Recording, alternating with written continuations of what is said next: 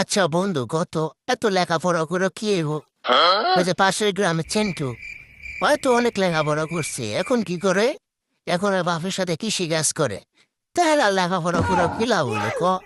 চাকরি যোগ্যতা যদি না করতে পারে। আরে বোকা, লেখাপড়ার মতো তো লেখাপড়া করতে হবে নাকি? আরে ওই চেন্টু কথা কইছো, ওই চেন্টু তো ঠিক মতো লেখাপড়াই করতো না।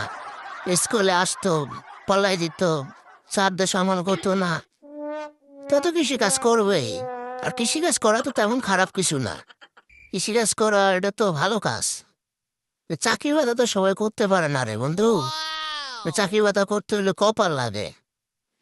কৃষিকাজ করতেছে, এটা তো ভালো কাজ। বাপের সাথে বাপে হেল্প করতেছে, এটা ভালো কাজ না?